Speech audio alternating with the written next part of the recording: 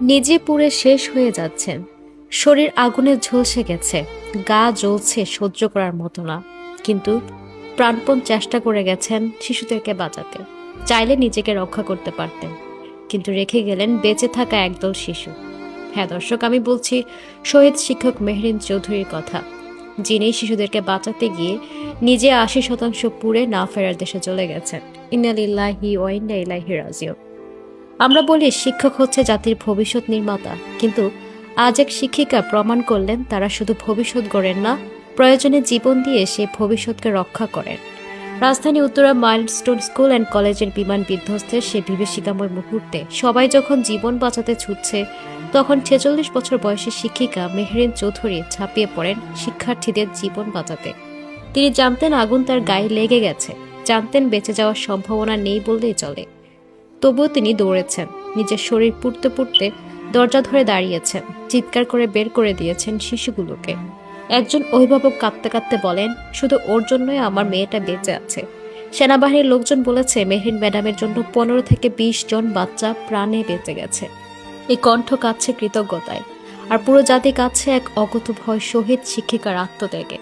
একজন বোন, একজন মা, একজন দেশমাতৃকার কন্যা মেহরিনের ভাই মুনাফ মুজিব ফেসবুকে লিখেন, আমার বড় বোন চলে গেছে, সে আমাকে মায়ের মতো মানুষ করেছে। একজন ভাইয়ের হৃদয় ভেঙে চূর্ণ বিচূর্ণ হয়ে গেছে, যিনি শুধু একজন আপু ছিলেন না, ছিলেন জীবনের পথ প্রদর্শক। তার স্বামী মনসুর হেলাল বলেন, ওর পা থেকে মাথা পর্যন্ত পুড়ে গিয়েছিল, তবুও লাইফ সাপোর্টে নেওয়ার আগে বলেছে, আমি নিজে বের হচ্ছিলাম, তখন বিমানটা পড়ে, আমি দগ্ধ হয়েছি, কিন্তু বাচ্চাদের আগে বের করেছি। জানেন কে এ কথা বলতে পারে? যে শিক্ষকতা করেন পেশা হিসেবে নয়, মায়ের হৃদয় নিয়ে। বাবা মায়ের পরে শিক্ষকের স্থান আজ আবার তা মনে করিয়ে দিয়েছেন মেহরিন ম্যাডাম, যিনি জানতেন আগুন নিভে যাবে, জীবন নিভে যাবে, কিন্তু বাচ্চাদের চোখে যেন ভবিষ্যতের আলো না নিভে যায়, সেজন্য নিজের জীবনটা বিলিয়ে দিলেন। আজ আমরা শুধু একজন শিক্ষিকাকে হারাইনি, হারিয়েছি এক নারী, যিনি প্রমাণ করে গেছেন একজন শিক্ষক কেবল পাঠ্যপুস্তক পড়ান না, জীবনের পাঠ পড়ান।